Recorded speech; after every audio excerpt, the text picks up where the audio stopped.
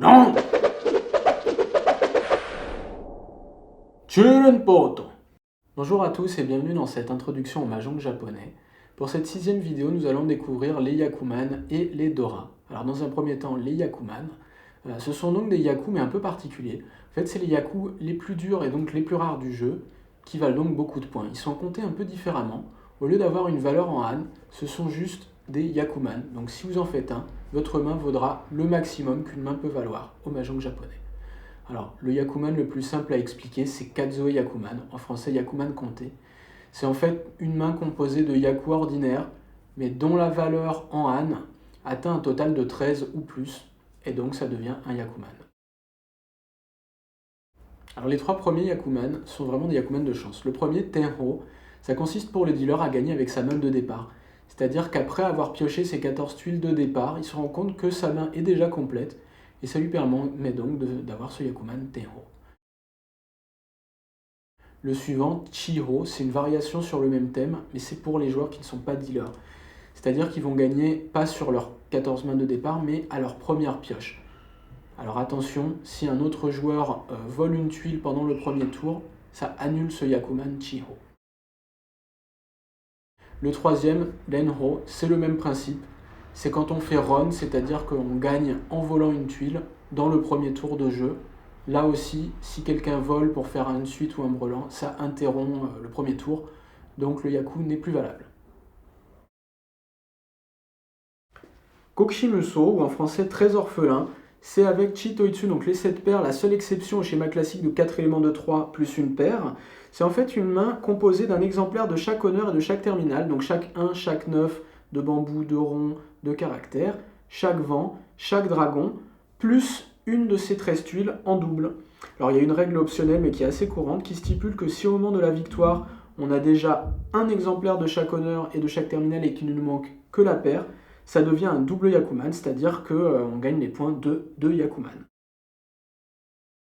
Le Yakuman suivant, Churenpoto, en français 9 portes, c'est le Yaku le plus rare au mahjong et accessoirement celui qui donne son nom à notre club, et la légende raconte que l'obtenir est un présage funeste. Une main composée des tuiles 1, 1, 1, 2, 3, 4, 5, 6, 7, 8, 9, 9, 9 d'une seule famille, plus une de ces tuiles-là en double. Alors la main doit être fermée. A l'instar de Kokushimuso, si on intente sur n'importe laquelle des tuiles de cette famille, Churenpoto se transforme en double Yakuman. Suanko, ou en français 4 brelans cachés, donc comme son nom l'indique, une main composée de 4 brelans cachés, c'est-à-dire qu'on a fait ces brelans sans voler une seule fois. Le Yakuman suivant, Su-Kantsu, en français 4 carrés, donc là aussi le nom est assez clair, c'est une main qui se compose de 4 carrés. Ensuite, on a Ryuiso, ou en français main verte.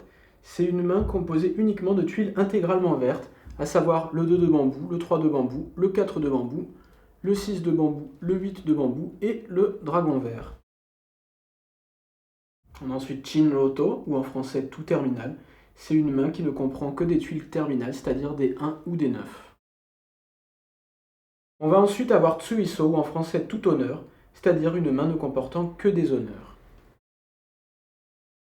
Pour le Yakuman suivant, c'est Daisangen, en français 3 grands dragons, une main qui comprend un brelan de chaque dragon, blanc, rouge et vert. Ensuite, on a Shosushi, c'est une main qui comprend 3 brelans de vent, plus une paire du dernier vent. Et enfin, le dernier Yakuman, Daisushi, c'est un peu le grand frère de Shosushi, puisque c'est une main qui comprend un brelan de chaque vent.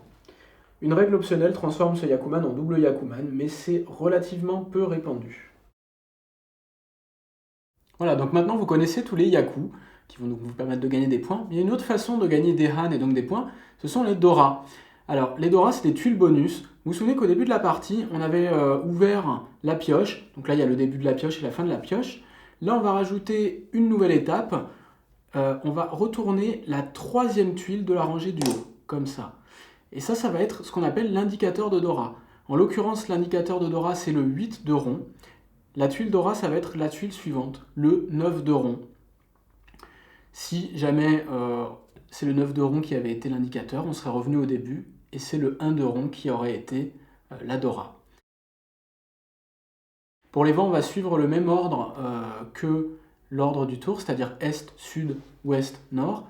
Donc si l'indicateur de Dora c'est Est, la Dora ce sera le Sud. Si c'est Ouest, ce sera le Nord. Et de la même façon que tout à l'heure, si c'est le Nord, on va revenir au début. Et ce sera donc Est qui sera la Dora. Pour les dragons, c'est le même principe, sauf que l'ordre est propre au dragon, c'est rouge, blanc, vert. Donc, si c'est le rouge qui est indicateur de Dora, la Dora ce sera le blanc, et si c'est le vert qui est indicateur de Dora, la Dora ce sera le rouge. On revient au début comme toujours.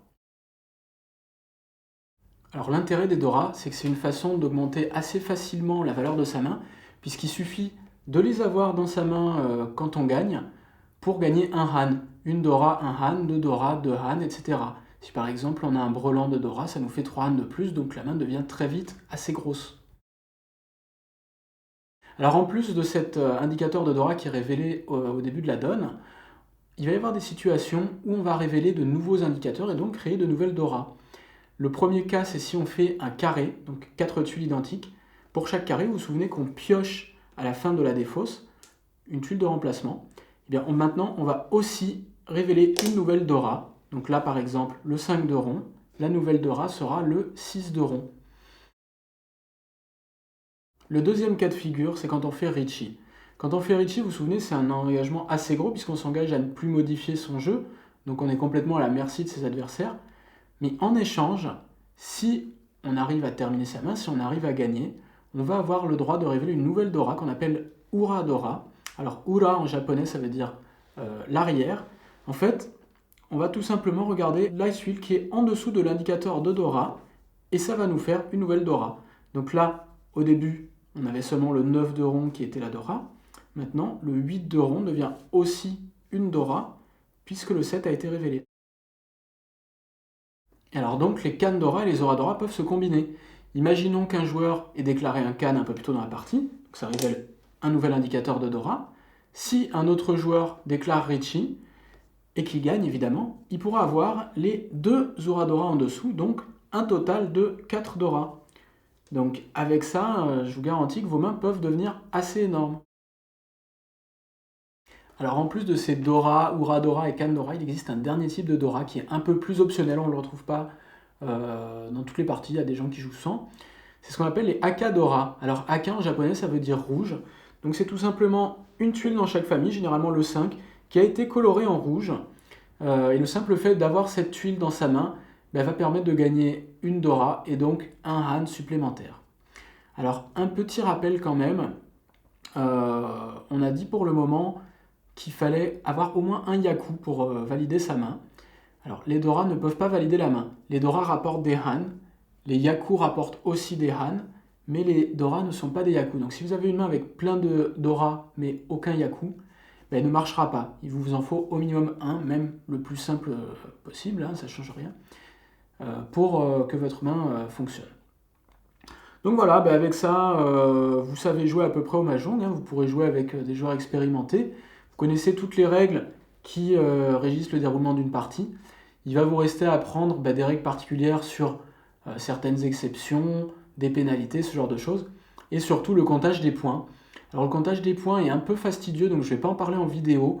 Le plus simple, c'est une explication en texte. Et pour ça, je vous invite à vous rendre sur le site de l'association turen.fr afin de retrouver dans le lien ressources cette explication sur le comptage des points. Vous trouverez aussi des fiches récapitulatives de Yaku qui vous permettront dans un premier temps de jouer en ayant la liste des Yaku sur les genoux. Et puis dans un deuxième temps, quand vous serez à l'aise avec les Yaku, vous pourrez les mettre de côté et vous les gardez juste à portée de main en cas de doute. Et quand vous serez parfaitement à l'aise, vous pouvez commencer à regarder le comptage des points. Voilà, j'espère que ça vous a plu, j'espère que ça vous donnera envie de jouer au Mahjong japonais. J'espère qu'on se rencontrera autour d'une table pour partager peut-être une partie ensemble. Je vous souhaite en tout cas un très bon jeu et à bientôt.